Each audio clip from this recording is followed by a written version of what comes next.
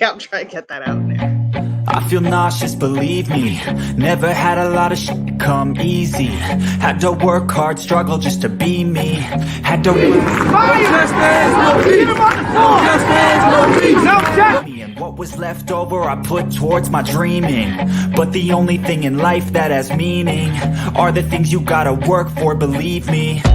Take into your hands a plan, your own hands can land your own brand. And damn, I feel like no one takes accountability. They want the credibility, convincingly unwilling to put in the hours it takes to get some power. Don't be f***ing sour, take a cold shower. Scream until you're louder, work until you're prouder. And f*** all the doubters, they're just your downers. I swear to God they all let me down. I always fought. I can tell you that 7 years after Freddie Gray, that was 2015, spring, April, May. This is 2022.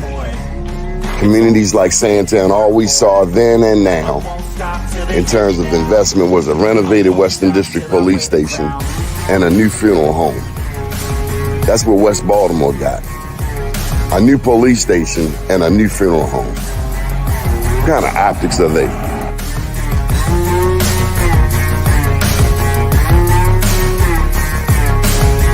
Was Freddie Gray any different than 1968 Baltimore riots? Dr. King's passing, killing, murder? This is the same? No, it wasn't. I mean, I think, well, first of all, people who are being violent and burning, that's, you know, all that's the same. But the point is what was the cause and what were they attempting to register? I always fought just to wear the crown. I'm off at these fucking clowns. I love you. They deserve it now. It's Got next. And on before. It's only worth it if you work for it. I won't stop till they hear me now. I won't stop till I wear the crown. I swear to God they don't let me down. I always fought just to wear the crown. I'm off at these fucking clowns.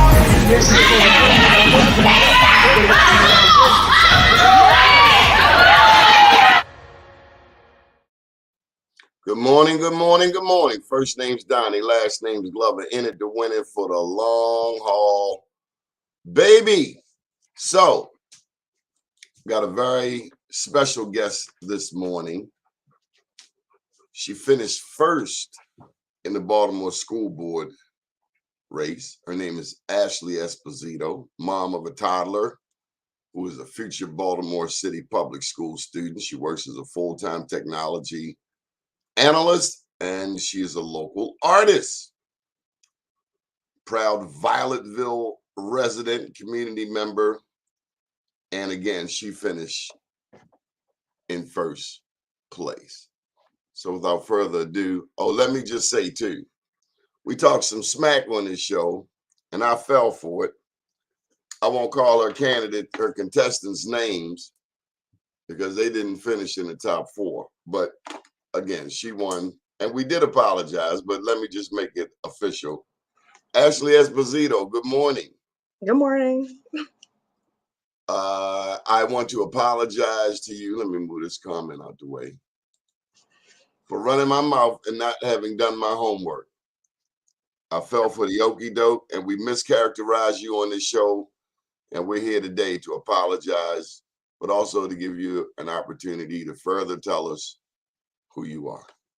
Oh, thank you. Yeah, I appreciate it because, yeah, I was kind of like caught off guard because I mean, I've talked to other candidates and things, and so I'm very much an open book. So, I just feel like if people have questions or things, like they can ask people directly, especially when it comes to people's backgrounds and and I understand like people's like hesitation to accept folks that aren't born and raised in Baltimore. So. I think that's where a lot of it stems from, which is Pretty much. understandable. Yeah, and so I get it, but at the same time, I'm gonna set the record straight. Yeah. So tell them who you are. Oh, okay. So yeah, I'm a mom in Southwest Baltimore.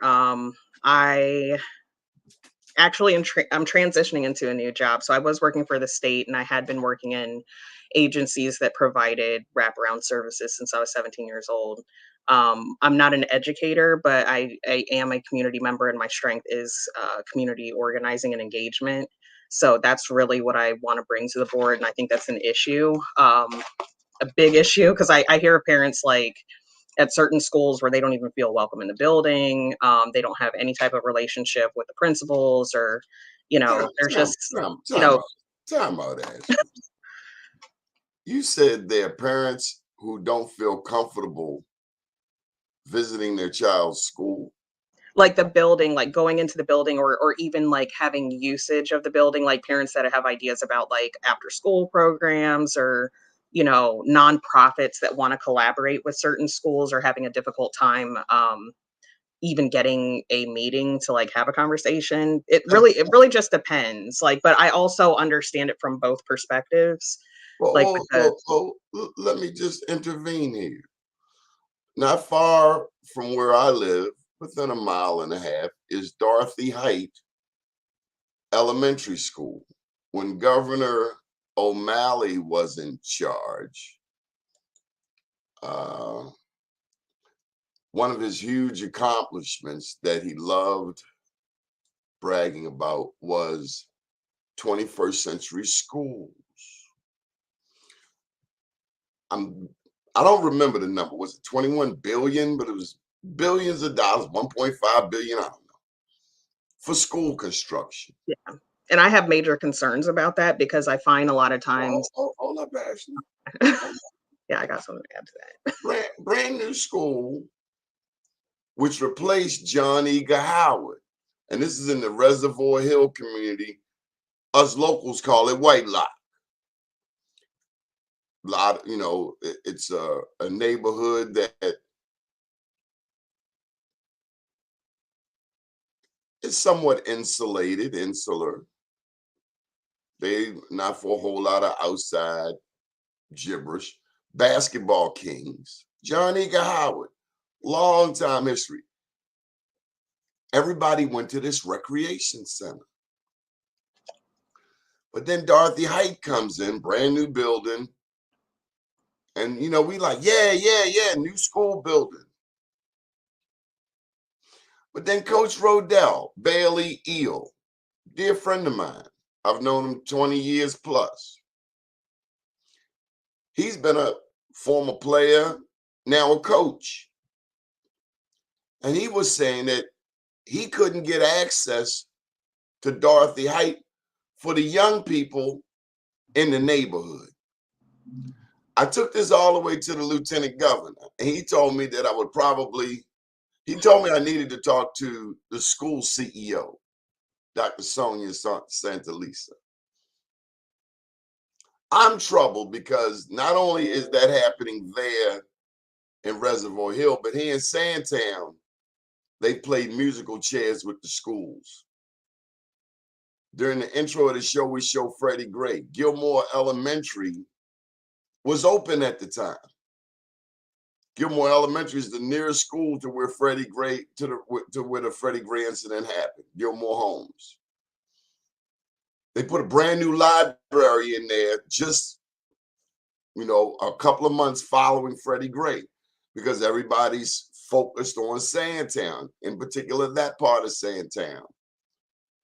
Well, although they put a brand new library, and I know because I went to the press conference and I was involved in a number of community meetings where the residents, the parents, many of whom come out of Gilmore Homes, were fighting against the closing of Gilmore. So again, they put a new library in there post Freddie Gray, and then they closed the school. And with all due respect, Senator Hayes told me we did not have enough young people to keep the school open. But there's no law, please school me, I might be wrong, that says you have to have a certain amount of students to open a school. Push that to a side. Now, this is 7 years later, they want to reopen Gilmore and give it the new song. And it's like, Why do they play these musical chairs with young people in the most vulnerable communities? And I guess I know it's because they don't live here. I'll shut up. I'll fall back. So there's several things like the 21st century schools to me have I've been in spaces where that has been a way to like shush people that have like a lot of issues with like the current schools. Are like, shush, like you're going to get a 21st century school. Or if there's a permanent school closure, they're like, you're going to get a 21st century school, and so we're going to need you to move here temporarily. But I've seen some of the 21st century schools, and some of them are already falling apart, which is a huge issue. So that to me says that there Hold up, wasn't. hold up. A brand new school Yeah. falling apart. That's like somebody moving from Sandtown to Owens Mills for one of them $300,000 prefabs. Yeah. I don't know I would have to dig in more into like the process. Like I wasn't there when these 21st century schools were like constructed, but I think that there does need to be like some sort of evaluation, which can be initiated by people that are, either on the school board or in leadership positions now, to actually have all those buildings inspected, because sure enough, like there are certain things that were not built that were promised, or certain things that were built that don't have adequate electricity to it, so it's like you can't even use part of the building, which is a big problem. Hold up, Yeah, hold up. there's a lot of issues. Are you telling me brand new facilities that are falling apart? Less than 5 years old, yes. Okay, I need my money back. I need the construction company that built it to send us a check. I want to know who the construction company was. I want to know who hired them. Yeah, That seems like a common sense question. and Who and hired these people? yeah. You know what else I want to know? I want to know where the money at. Well, I the want money to was the know. money was paid, but the work was shoddy, and so, No, like, in the no, contracts, I think some you of the misunderstand. contractors came back and introduced a new bill rather than fixing the work that they messed up, so No, that's the problem with I the think you. contract. No, that's not my question. Has there been an audit of the school system? Not that not that I know of when it comes to the 21st century schools, and I don't know about, like, internal audits, but I know that there's people on the outside who have been pushing for things and doing their own investigations. But, I mean, that's not I feel like our time could be better served, like, actually building community in the school buildings rather than trying to, I like. know, Ashley, but it sounds like some cancer is in there. It sounds like, see, when you don't check, okay, let me give it to you like this. I know this man who used to own a bar, a lounge slash package goods. Every day, he had to count his inventory. If he didn't have to count it, he would have someone he trusted count it. The lesson is if you're not counting your inventory, somebody else is. And if somebody else knows how much money you have that you don't know, you're in a world of trouble. Yeah. Yeah, and I think one of the other issues too is that our school system, like the individual schools, are autonomous. So that means that the principal is in charge or responsible for a lot of the budgetary stuff, where in other That happened districts. recently. Yeah, yeah, in other districts, like that is managed more at like it would be managed at their North Ave. You know what I mean? Like simple things that principals should not have the burden of like finding and resourcing, so that they can actually develop their staff and build relationships with parents. Like there's a lot of like bottlenecks that I see in policy. Um and especially because a lot of things happen top down without community input. So people have these great ideas about, oh, we need to implement this, but the burden of implementing it falls on the teachers and the principals without like reviewing whether or not it was effective. So, yeah, like that's kind of like where what my expertise is a little bit, is like policy and automation, like process automation. So, yeah, there's a lot of issues, a lot of issues. And I mean, I feel like my community has a good relationship with our school, but I know before we had the principal we have now, like it wasn't like that at all. So, when you're talking about like the city's initiatives to try and open up more rec centers, to me, it doesn't make sense to build new facilities or try to find buildings to rehab when the schools would be potentially the perfect rec centers. The buildings are already there. If you're talking about like permanent school closures and talking about, oh, the enrollment's not high enough, but are you really measuring the whole usage of the building?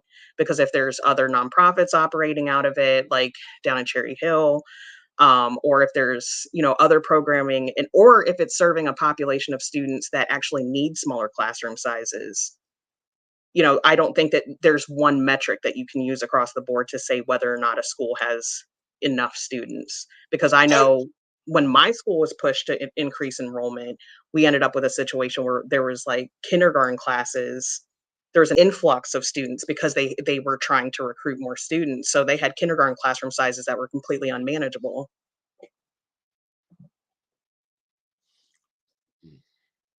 Ashley, I'm concerned that the people on the school board have been way out of touch with the everyday person. Well, I mean, the appointment process doesn't require them to have support from the community. Like they have a community panel, which is representative of organizations, but No, just the nature of an election, I think is why, like, this is my argument for why we need an elected school board. Like, we literally cannot be elected without community support. And as a result, all those communications that we have with the community, those are issues that we can uplift. So right now, I don't think that there's a direct line of communication to school board members from the community at large. I want you to see this comment from Michael Haney. It's about as long as an epic novel. He said it was a sham from the beginning. School's budget, 21st century plan. It's all about payoffs. Yeah, And it's about gentrification. And I will say this in total agreement. When you close the school, you close the community. that's in. I literally testified at MSDE like against permanent school closures because I've been working with folks at Stewart Hill Academy. And yeah, I told them when you close a school, permanently close a school, you destabilize the community. But they know this. And And these are but black people. Yeah, can I add something else though that they're not even like considering? You're also contributing to voter suppression because those are also polling places. Oh, that just happened in Sandtown. Yeah. Board of Elections closed Gilmore, the same school, which was our voting place for half of Sandtown, and moved it down to Harlem Park with no signage. Board of Elections, Armstead Jones, been in that job since Harriet Tubman was alive. Should be doing something else, like sipping on lemonades at a retirement home, spending some of that money he'd have made. Yeah, and I live in the lowest voting district in the city, Or what is and that? district or council district 10. And so like for me, like I'm seeing like two things. It's not just polling places, it's also doing the outreach necessary around the polling places to rebuild the relationship with the people in the communities that polling place would serve. Like how are people, if you just pop up a polling place, how do you expect the community to like District 10 trust? is what, Curtis Bay? I mean, District 10 goes from like Locust Point. Pigtown, Violetville, all the way down south to yeah, Curtis Bay, Westport and Cherry Hill. Yeah. You say that's the And lowest voter turnout district? yeah. And but I honestly like it's several things. So it's definitely like the historic disinvestment in like former and current racist policies and redlining and a bunch of other things that have had an impact on that. But also, I've had a lot of conversations with other candidates. It's also the way that campaigns are run. So, when you're talking about doing voter outreach or engaging with like communities, there is a pathway to win, but it doesn't include everybody, which is crazy. Like, you know what I mean? Like, I think that you should still be engaging with people that are non-voters and non-consistent voters. That's just my opinion. But I feel like people prioritize people that are regular voters because they're like, this is the pathway to win. But at over time, like I don't know if you've ever heard the term like super voter. Oh, but those are people. absolutely. Just like Yeah. So super users. In yeah. America, So black people are considered super users. That means we buy more than any other group. Like black people spend more on Halloween and St. Patrick's Day than other people. yeah. So the issue that I have with this with the super Super voters, like confused. from a data perspective, is like first of all, the demographic of super voters tends to be much older, so it completely like excludes like new younger voters. But also when those super voters pass away, move away, whatever, people don't just become super voters. Those super voters were created at some point and then remain consistent voters because they always got outreach. So you have this whole population of people in the city that would never get a mailer, would never get a door knock unless somebody's willing to like change the system and intentionally reach out to people that don't show up as valuable through the data. Let me ask you, Ashley, were you around when Dr. Andres Alonso was the school superintendent? No, I don't think so. One of the things he did was got rid of 75% of the principals. So here's my challenge, Ashley. I figure as we get older, as we get more evolved as a society, as a civilization, we should be getting smarter, right? Doesn't that make sense? Yeah. So Alonzo getting rid of 75% of the principals. Can you imagine a corporation getting rid of 75% of its senior leadership at one time? You're literally trashing 3/4 of your intellectual capital at one time. And many of them were black women. I grew up in Baltimore City, graduated from Baltimore City Public Schools with honors, went on to college, grad school. There weren't problems with money, with funding. Now we got more money than ever before, and it's like we're getting dumber. We got rid of all of those black people who loved us, whether, regardless of the level of segregation. And now many of the teachers, am I right? The teachers in Baltimore City Public Schools are majority white. My only concern is if other people know how to love our children. Yeah, and I was at an event I have this a week. problem with that. I have a problem with people coming into our schools, and because they've never dealt with a young black boy with a lot of energy, they want to convince the parents to put them on Ritalin.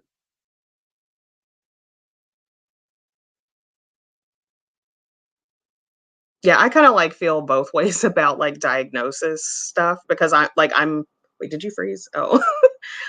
Like I'm somebody No, that has it's a serious issue.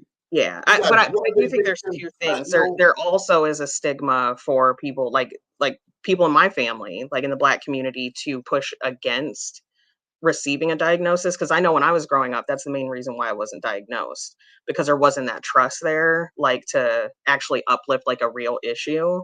And as a result, like it ended up harming me like throughout my education experience because I could have been diagnosed and received more care. Um, but also, yeah, we are overdiagnosed or misdiagnosed. So that is Just like a like we're valid over concern. Yeah. incarcerated. We're Yeah. over abortion. Well, Anything actually, negative, the abortion thing's not true. Statistically, it's not true. what? There's more white women that get abortions. More abortion clinics in the black community than anywhere else. Tell me I'm wrong. I would say you're wrong because some of the Have you people that counted the provide number of well abortions in well, America? I'm actually on Baltimore's abortion fund, so I've been like studying abortion going back to Margaret Sanger, the yeah. founder, the woman who But came. there's also places that provide abortions, like not to get all into the abortion topic, Well, but let's get into it. there's Margaret places. Sanger said that black people are like weeds and need to be exterminated. There's no Well, I'm not choice. talking about Planned Parenthood. There's several other places where that provide I'm abortions. talking about Planned Parenthood. Yeah, yeah, Planned Parenthood has definitely had a history of some foolishness, like No, outright hatred of black people. She said that black people are weeds that need to be exterminated. yeah. No, I don't trust nobody like that.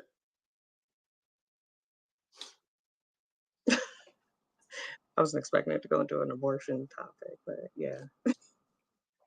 All right, well, let's talk about your school board. So now what's the deal? There are four, and how come you haven't won? I mean, you came in first place. Seems like to me you won. So the way that it was set up, because when I went and filed with Board of Elections, I asked them like a million questions, and even like some of the other candidates would call me and they'd be like, "Wait, what's going on?" Like because I bugged them like all the time because the process wasn't really clear because this is the first time that we're doing it. So had only four people filed to run in the school board race, it would have been decided at the general, just gone straight to the general without a Why isn't that primary. rule on the book? Well, it that's the way that it works in a lot of other counties too. So it's dependent on how many people are actually running. So if there was a primary because there were so many candidates, so it kind of like weeds out the pack, and then that pack goes to the general. It's actually normal, but it's our first time ever having an elected school It board may race, so we're sound kind of like, normal, but what's normal? I mean, if you won, you won. Just seems like a waste of time. yeah, I kind of liked it because it gets people a chance to like re-engage with us all over again. Because I know some I folks went to like. Poly. I caught your lesson the first time. Why they repeating this basic stuff? Okay, if you say so. And it's also nonpartisan. So like I think also in Baltimore, like we're used to most races being decided at the primary because most of the time it's just a Democratic primary and usually Democrats win. So they technically also have another race, but it's never an actual like competitive race. So I think that's why it also looks different because we're all nonpartisan. Like it's a nonpartisan race. Like it tends to be like more, I guess, intense. I will tell you, Ashley, that therein lies the problem with Baltimore. We're 9-1 Democrat. And what that means is everybody's pushed to think Democrat, but nobody's pushed to think about holding Democrats accountable. It's the Yeah. same as if Baltimore were 9-1 Republican. All of the Republican elected officials would be watching each other's back. But when it comes time to actually serving the people, they're not going to do what's best for the people. They're going to do what's best for their political careers. So Yeah, and Baltimore I actually, don't I think, needs some Republicans for accountability. I don't necessarily think Republicans, like, I think independents, because I know a lot of people who are Okay, independents in the city or Greens or part of Ujima or other groups who are more aligned. Like, my concern with the Republicans is that Ujima, their agenda does not serve a majority of people in Baltimore City, period. who's So, agenda? Republicans. Like, no, I don't want that foolishness. Like, I mean, I'm sorry, I'm talking Ashley, about the national agenda, it's really toxic. So I could see potentially the like somebody that's an national independent running or somebody that's a green or somebody from Ujima or somewhere else. Like that is is it Ujima or Ujima? I think either one. I've heard people say it both ways. Yeah. Okay. So I think those should be the more viable options than us even considering like Republicans right now. Because what's happening nationally is so okay, but that's what I want to get. This was the first year independents could vote in the primary, right? yes. And Greens and Libertarians and any party affiliation or unaffiliation That's could vote in the primary. unprecedented. It's Yep. unprecedented. And the reason I mention Republicans is because of that very fact. This is the first time that independents have been able to vote in the primary. Thus far, But they could only vote on school board. That was the only one. on the see, this is dumb.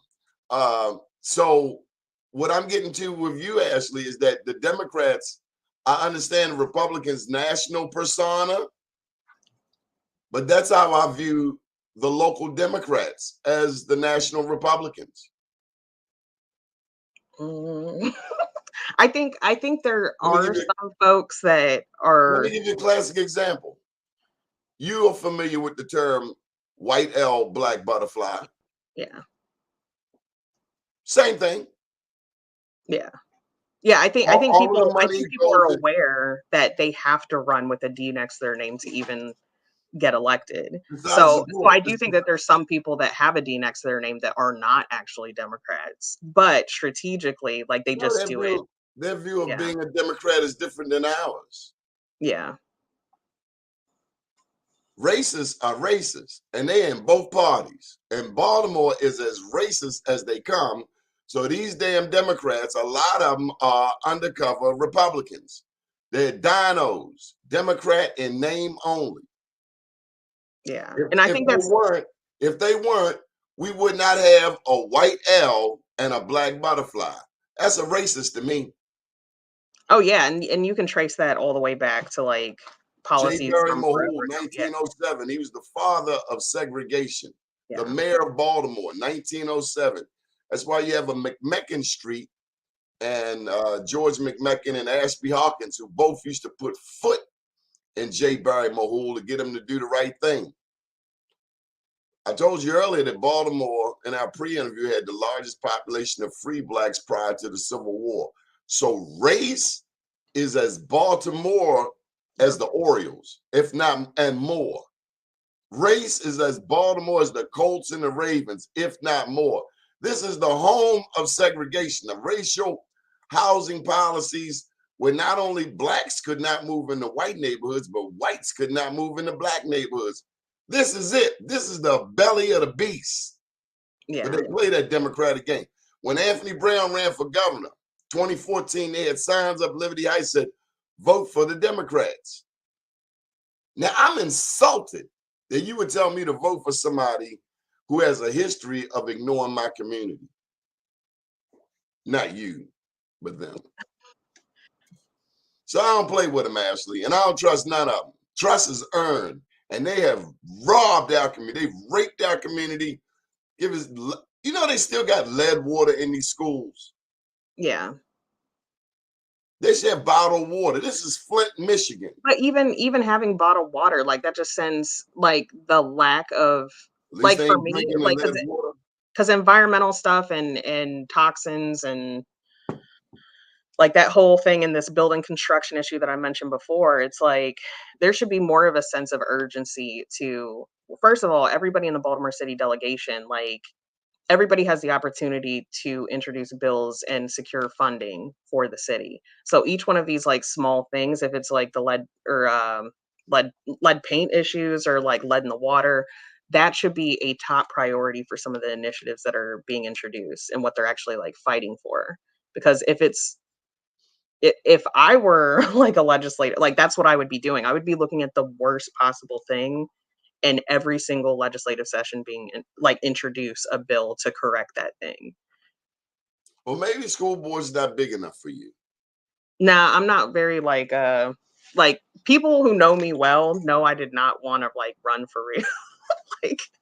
like I the only reason why I ran this time because I've been asked in the past and I was like, absolutely not. Like I just don't like the process. I don't like it at all. I think it brings out the worst in people. I'm a very like collaborative, solutions oriented person. Um, and I also like protecting people. I don't like to exploit folks that are going through stuff because people have asked me several times, oh, which schools are the ones that you're seeing the problems in and which kids said what? And I'm like, I'm not going to tell you that. It's like private information. I'm not going to like I'm going to respect the kids that ask me, "Hey, we only get press because we're looked at as going to a bad school." They don't ever highlight anything good that we do. So I'll be damned if I like send people there to go exploit them again.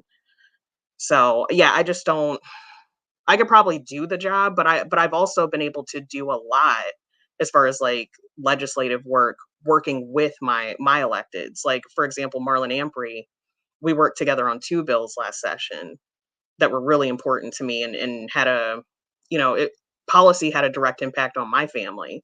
And so that's what people have to realize is that they actually have power. Like you don't have to actually be in the seat to push for change. Like you can call up your legislator, like they work for you, and say, hey, this is the issue in my community. And you can actually write the bill yourself and then tell them to introduce it on your behalf.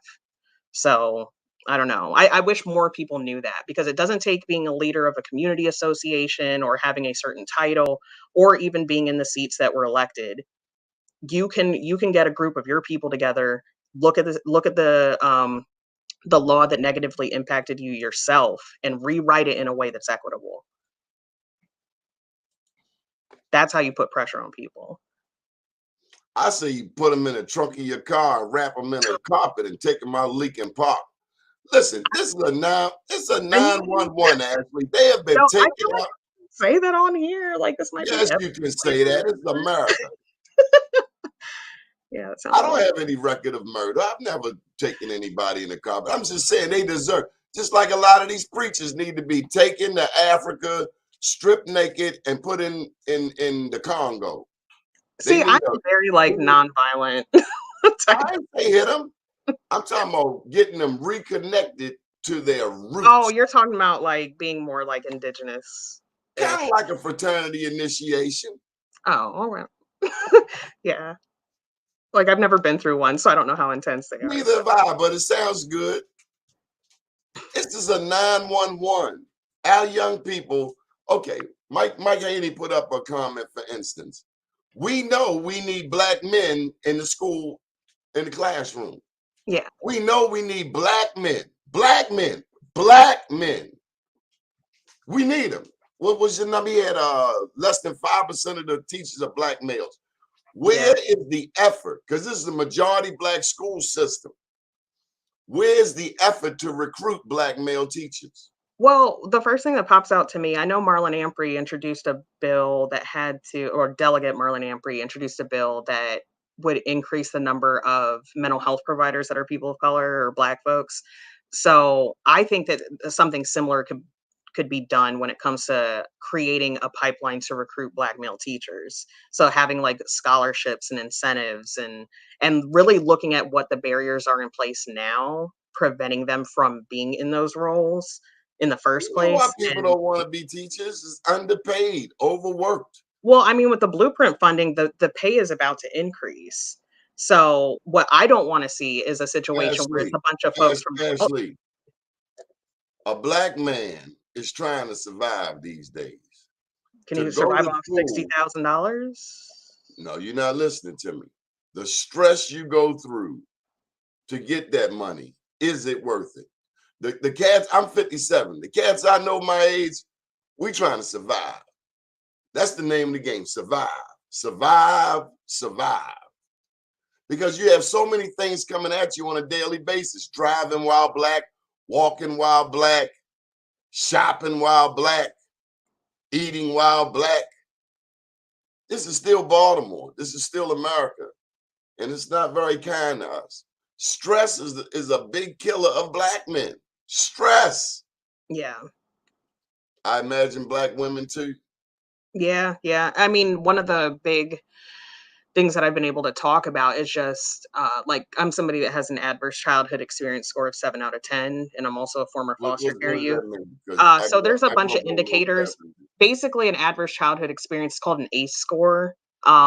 Anybody can take the quiz. If you Google ACE score, it'll tell you like basically life occurrences, like having somebody in the home that dealt with addiction or living in extreme poverty, like all these different like Seeing indicators. people's heads get blowed off, Huh? seeing people's heads get Oh, yeah, blowed off. that's definitely falls under one of those categories. So, That's Baltimore. menacing violence, yeah, That's all of us. I know, but to actually prevent those things, like, that's the thing I know that sounds crazy, but there are ways to prevent kids from having those adverse childhood experiences, but people aren't ready to have the conversations of what those experiences actually look like. For people we have a lot of people in elected positions that do not have those experiences, or they don't legislate from that place still. It's People that kind of like having have come out of legislators. situations, they I forget. agree. Yeah, I and have a so problem with us not having a lot of legislators who are parents. yeah. But it's also, like, it speaks to the Did you catch that? yeah, no, I'm about to speak on that from the perspective of a parent. Like, even running, this experience of running, so much of it is, like, inaccessible. Like, I mean, I'm lucky that, I'm able to, I have a whole community around me. Like, when it comes to bringing my son to things that I'm doing, like, there's no problem. But childcare is a big barrier. Childcare, like, that's why you don't see that many moms running. Because I'll tell you right now, when I've been out in spaces, when I'm out there by myself, people will be like, "Oh, where's your kid at? Where's your son?" And I'm like, I don't see any of the other male counterparts who also have toddlers being asked that question and in the tone that I'm being asked. So it's sexist. Yeah, so there's an expectation that, Just like, like Baltimore County is sexist. Baltimore County has only had white male county executives, but you never heard Mary Bubala ask any white man about that. yeah. Well, I mean, I just think that overall we need more moms because I think that the priorities would be Damn right very we need different. Yeah, moms. They the number one teacher. yeah, And we need moms whose children are in the schools. To yeah. And me, my son's not in the school yet, but no, yeah, I'm not saying that, Ashley. I'm saying we got people who are in charge of schools and they send their kids to to private private schools. school. Yep. Get away from here. That should be the number one requirement. I feel like their sense of urgency would be so much higher if their You kids were damn if right. they had to put their kids in the You schools. Yeah. damn right. Totally I agree. don't have the means to do a bunch of private school like foolishness. That's why I have to make my school work. I have to make sure Private that school is nice. They are really smart, but they don't know jack shit about Black history. yeah, Fact. like Fact. my husband was one of those kids that, like, I know McDonough and a bunch of other of these private schools, they have a scholarship program, which is how they first of all, how they bring in diversity, but also how they feel like they're doing something good for, like, poor folks, and for They him doing something. They benefit more than the yeah, kid, or yeah, benefit my as husband much as the kid. yeah, he told me this story about, when he was going to a school, like, they were first of all, I couldn't relate to the kids that he was going to school with, and then also, they were talking about this project that they were gonna do in this super poor neighborhood, and they're gonna help these Smack in people the 'cause they're face. just living impoverished, but here's the twist. My husband was in his neighborhood, and they showed up, so they were talking about his neighborhood, and so he was gonna have to face once again, be embarrassed in front of these, like, kids that were ruthless. Like, he ended up dropping out of it, and he's like, I'd prefer to go with people that I can relate to than stay in a private school, even if it has more opportunities. Like, I can't do it. Like, because that mental health impact, like, people aren't even considering you can't just pluck a kid from a situation and put them in another environment where they have to I don't know. It kinda reminds me what they did with kids from, like, Native American tribes. I don't know. Sounds like also the busing situation. Yeah, yeah, just all of it. They bust. That was, our schools, they say were innately inferior. I don't believe it because No. those Black teachers gave us some of the best education ever in the world. But, other people think they know more. And Yeah. clearly they don't. Yeah, and I've been going on rants, like, I know if anybody, here is on my Twitter or whatever. And let me tell you, Uh, look, Michael Randolph got a comment. Generational trauma is very high in the white community as well. yeah, Because when you go around telling somebody that you don't like them because of the color of their skin, your ass is traumatized. Somebody told you you cute and you not. Then your mother tell you you're not better than anybody, but nobody is better than you. who am I? My mother told me that. You don't act like you better than nobody. At the same time, don't act like somebody's better than you. Yeah, I don't even think I had that lens. Like, I was just Well, yeah, I heard it. Because some Black people want to get uppity. yeah, and that's the Some other white thing that people want to get uppity on their own people, uppity. yeah, and that was the other Until you get in trouble, and then you need your cousin from the hood. yeah, They know where you live at then. and that was one of the things that was hard about, like, deciding to run too, because I did notice, like, most, like, electeds, they come from, like, I guess, like, not all of them, but, there's, like, a culture of, like, coming from a certain family name or being in a certain tax bracket or being, like, a part of a sorority or fraternity, which I'm not. I It's like, it's a co- I it's a just combination graduated of from college. actually it's a combination of things where at the end of the day, people are trying to evolve and move into who they think is the leadership group. Well, Which I think it's hold also up, Ashley, because you fast. Okay. which brings to mind classism. Yeah. We have classism in the Black community that is undermining our success. You have Blacks with all of these advanced degrees who come off like they are smarter, better Yeah. than the people they're serving, and they have the wrong attitude. Yeah, and it's like it goes back to that thing I was talking about before about like forgetting like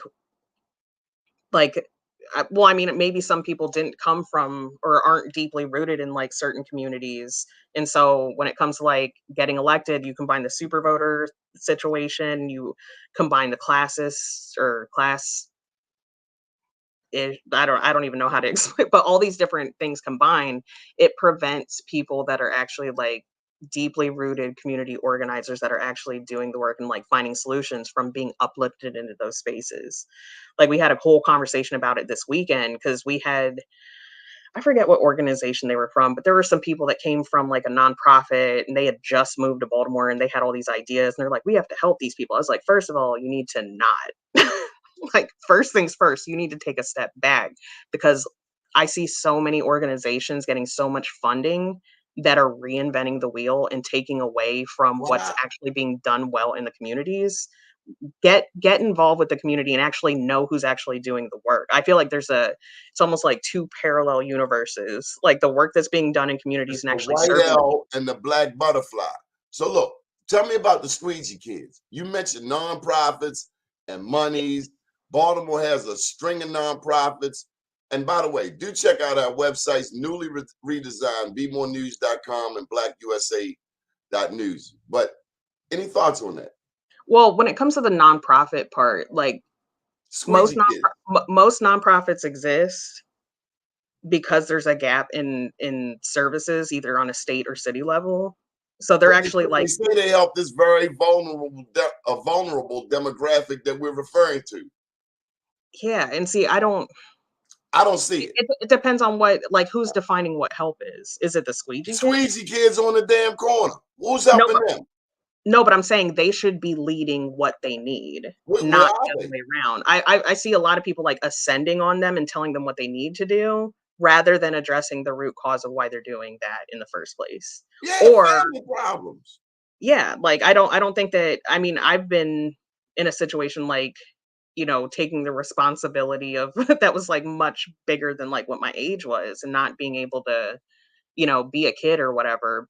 But you have to know what those stories are. You have to literally make the time to sit down and talk to somebody and actually find out what happened like at different points or why they need to be in this setting. Like not saying like squeeging is like like I've never had a bad squeeging experience. So Me neither. yeah.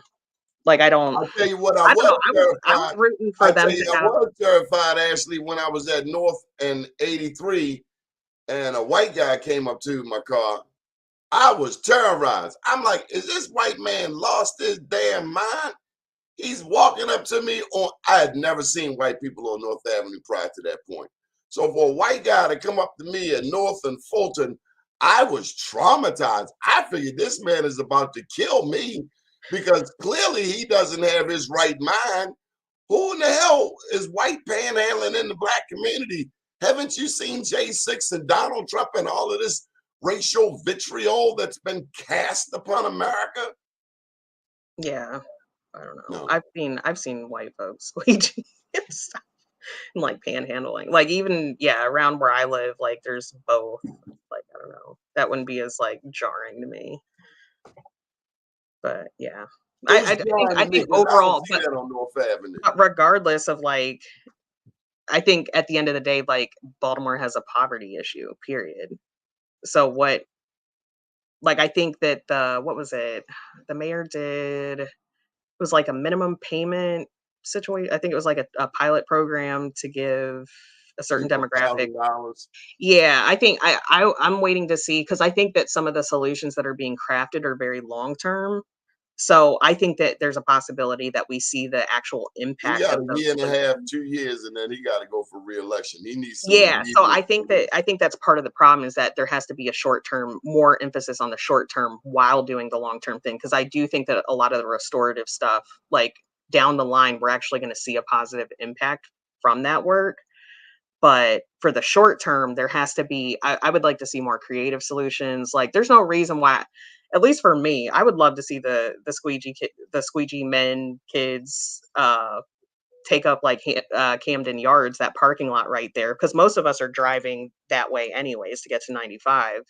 Just make it a car wash and just let people pull over and actually, It's celebrate. embarrassing that we, with all of this intelligence in this city, from Johns Hopkins to the school board to We Our Us to every other Yeah. organization, that we cannot find a better way to engage young Black people in the city of Baltimore. It is a damn disgrace. Well, I think that a lot of the solutions are put on people like way late in the game. Like there are points, like when I was in foster care, there were so many times when I saw people uplift that something was a serious issue years before it manifested into something else. And what I saw is that adults were not willing to get uncomfortable or felt complicit, like, knowing that things were that bad for that kid, that, I think it's adults like inability to get uncomfortable. So, oh, what are the first things on my agenda if I win? Oh, Well, hold tight. They got more. They got more questions for you. no, I was not endorsed by him. So I'm that's endorsed. Michael Haney trying to get a brownie point. No, I actually didn't even meet him until Mervo on election day. And that's one of the things And your I mean, competitors, I trolled him a little bit before that, but I don't know him, no. but your competitors said that on my show, didn't they? Yeah, and that was like, That to me, you were endorsed. That's what they said. That you were endorsed. no. I've That's what they, never No, here's what I think they got mixed up. So I'm running with Salima Jasani. So she's not endorsed by him either, but we were both a part of the appointment process. I didn't make it that far, but she made it to the point where she got a mayoral interview, and then he ultimately said no, like to not appoint her, which is why she ran. That's the only your interaction that we competitors painted it a different way. They said y'all were endorsed. Both of you were had. endorsed No, by Scott. no, Uh, we were not. I Mike don't know. Johnson said that on his shows. Either we had No. Mike Johnson on it. Who else did we have? Mike Johnson and but they don't Only matter. They I lost. can tell you who I'm endorsed by. Like, I'm endorsed first. The biggest and probably like the first endorsement was Delegate Melissa Wells, Delegate Marlon Ampry, Senator Hayes, because I've worked with Well, them in tell my the three of them that Dorothy Height Elementary School, right there in the 40th district, does not allow the students from the community in that school. It yeah. is a goddamn shame. And see if it Black needs to elected officials, Black school, Black children. What is the problem? but that's a change at the school board. That's why this is so important, because that's a policy change It's within the just common because the sense. school system, like by design, is almost like separate from these folks. Like they It's don't really common have sense. And these it's people, common sense, but also like all of them, legislators can't kick the door open. Like it's they not are, why can't they? They are failing our children. They they got don't have money that for the policy. lottery. Let me speak. They got money for the lottery in 1973. They promised money for education. We got $15 billion that has come through the Maryland Stadium Authority with the promise of education. What do you have? A brand new football stadium, a brand new baseball stadium. Why in the hell can't they serve the children? They got their games. They got their $20 hot dogs. They moved the stadium out of the community. Why can't we? And then O'Malley, with this 21st century schools, brings in this table gambling money, slots. Where's the money for education? Why must our children go somewhere else? Washington, D.C., they got brand new recs. They have recreation centers with football lights. Prince George's County, Boss Recreation Centers. Got all of these athletes that have come through this city. Michael Jordan selling Air Jordans, people lined up down the block. Not one damn new rec in Baltimore. They should all go jump in the damn harbor. Yeah, I said it. But that goes back to what I said. They don't necessarily need to build new buildings. They can use the schools. They Like, don't know what they're doing. but they I'm also have really to clear. change the culture of individual schools allowing community to use the This is buildings. our tax dollars. It's not Yeah. their money. It's our money. Well, I'll tell you from a community perspective what one of the biggest barriers is. First of all, you're required to have insurance. As a community association or any type of nonprofit that wants to use the building, you have to have insurance. And that process isn't very clear for folks that are just like having a community-based, simple But you organization got that pays. Able Foundation, all of these famous nonprofits that have that kind of money. Yeah, If they exactly. are So when you're seriously talking, yeah, serving the children in Baltimore, that should be a non-issue. Ask Bob Embry. He's yeah. a big name. Ask some Mary Miller. Ask some of these big timers with lots of paper why you can't fix this shit. Well, Because it's also, sickening. It's but sickening, Ashley. And but I there's don't want you there's to fall also into the habit. Please don't make excuses for these people. no, I'm not making excuses for them. I just see where the policy can be changed that it allows more. Because I've heard some principals that do want the community organizations in the building, but they were told higher up they cannot use the Higher facilities up, unless they have the. higher There's a up. lot of issues. Yeah, if your We job's on the have line, the like, fifth highest funded school jurisdiction in the state. Now, I don't care how high up you need to go to the moon, to the president, but this is not working. And they're yeah, failing Black children. And all we hearing is this from them. yeah, and see, that's why I want to get on the school board because I want to be able to Roy have a Hubbard said vote you should on close the changing whole those damn things. Baltimore City public school system down and Yeah. start over from scratch. Well, and see, that's real because, like, I'm not saying that should happen, but they're at a point if they This don't. ain't working. Yeah, if they don't correct this issue with, like, community engagement and actually making sure that every school is a good school, they risk having the entire system privatized and there being no public school. That's where we're at, and it's so frustrating Now that the they don't have that Constitution sense of states that urgency. they have to educate our children. That's in the Maryland State Constitution. Balancing the budget and providing an adequate education for all young people in the state of Maryland. That's the Constitution. Yeah. Well, there definitely needs to be more accountability on the school board. That's I yeah. still say, as I said in the beginning, we need to get a car, a rug, and make a trip to Leakin Park. I don't know. I am not complicit with that. Yes, I totally agree. I actually went to a school, like, I didn't go to school in this state, but I went to a school that had a school-based wellness center that was a very comprehensive model. That's another thing that I wanna help craft because the school wasn't responsible for picking up the full tab of it because it was partially funded by a hospital. There's a engagement with social services that or other agencies that provided wraparound services. So it was almost like a mini hospital in the school that provided resources not just for the students, but could also be shared with the parents. So they offered primary care, therapy on site. I went to therapy there. Trying to think what else. We all need There was therapy. dental coordination, like all types of like those things are really important to me because I personally understand that things that are happening like outside of the school building are barriers to your participation in the classroom. And so if we're not willing to like have uncomfortable conversations about like what kids are actually going through and just assuming that everybody has this like cookie cutter situation, which is not the case, then we can't I think we're actually harming kids by not being able to like connect these dots and really like have resources for them because they're in the school building what probably almost as much time as home. Like, I mean, if you And you some know of them don't they want to be spend. home. As Yeah, yeah, here's an important question that I have to slide in here. We've talked about trauma, therapy, mass incarceration. Baltimore has a long history of the sexualizing or sexual exploitation, particularly as it relates to prisons and people bringing those behaviors home. Our children, many of them, are dealing with sexual trauma. yeah. How do we help them in the classroom, in the schools? having that access to therapy on site, like, because you don't know, first of all. Some of them don't want to go home. Yeah, 'Cause home is where the hurt is. yeah. Like, that's, yeah, and it's just crazy to me too that, like, our schools don't all have nurses or sharing nurses.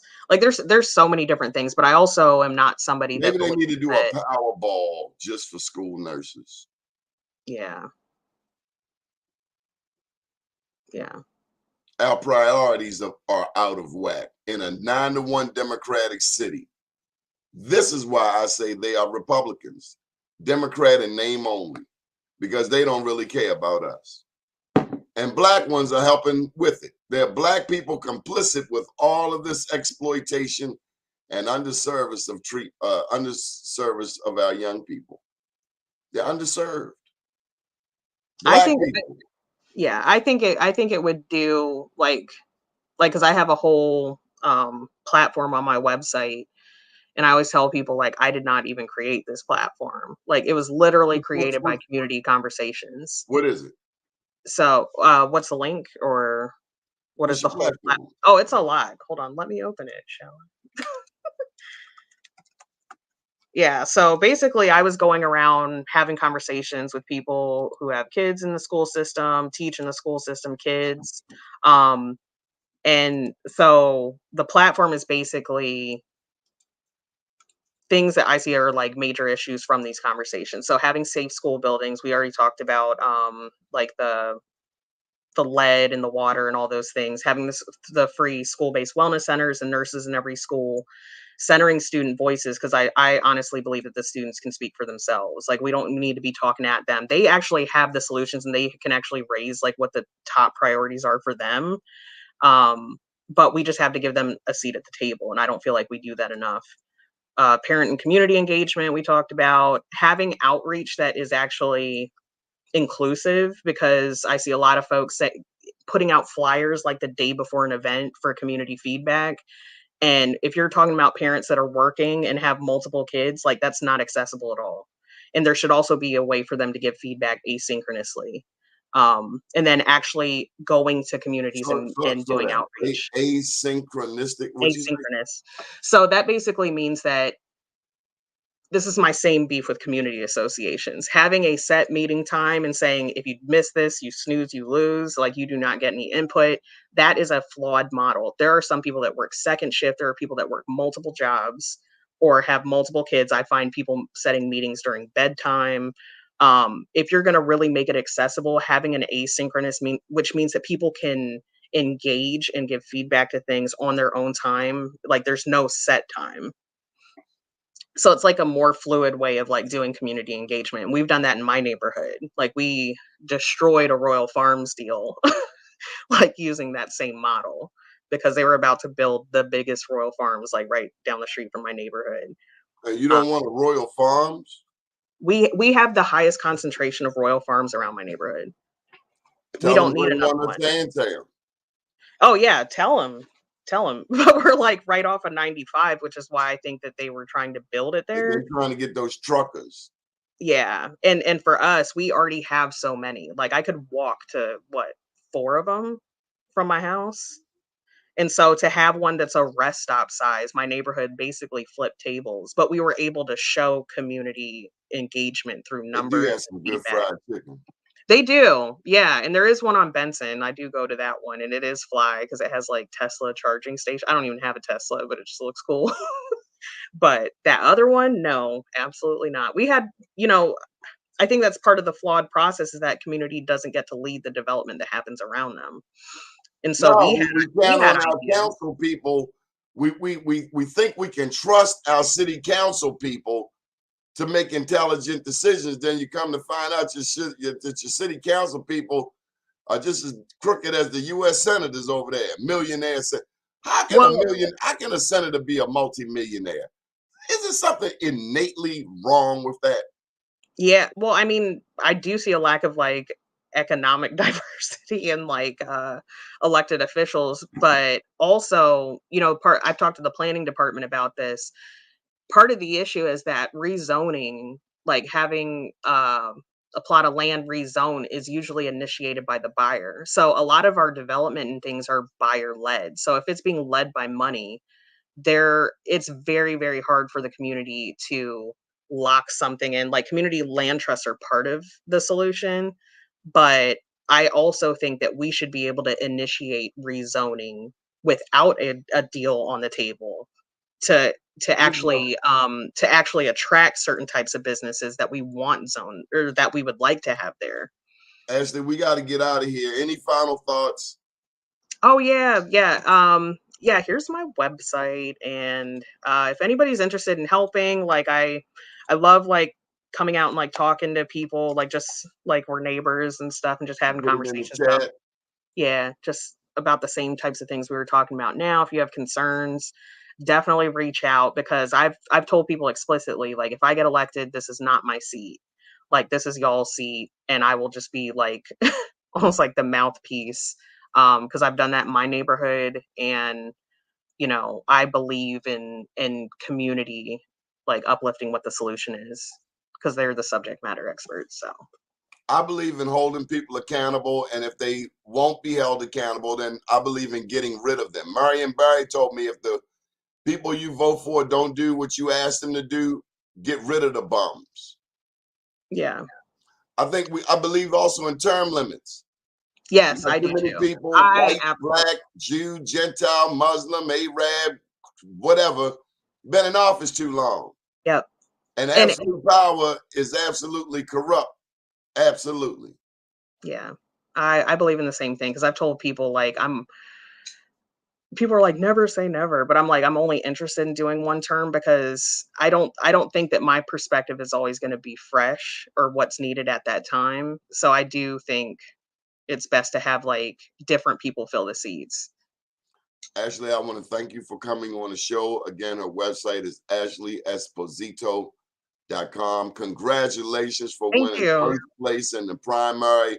Out of all of those people, despite the ignorance, even ignorance that has now been checked on this show, so we can be taken off of your list.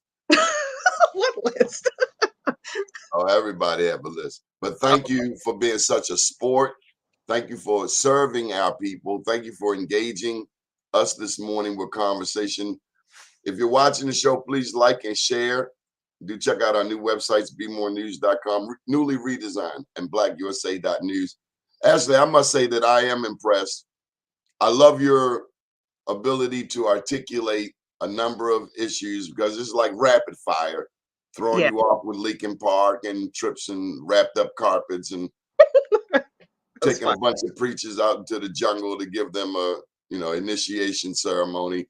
But this is real. We are in the city of Baltimore, a city that took Henrietta Lacks's cells without her knowledge and made millions and billions of dollars off of them, only to treat the Lacks family, even with the help of Oprah. Now, she has since cleaned up that mistake by helping Wes Moore, but we are often manipulated in our own city. It is not our fault.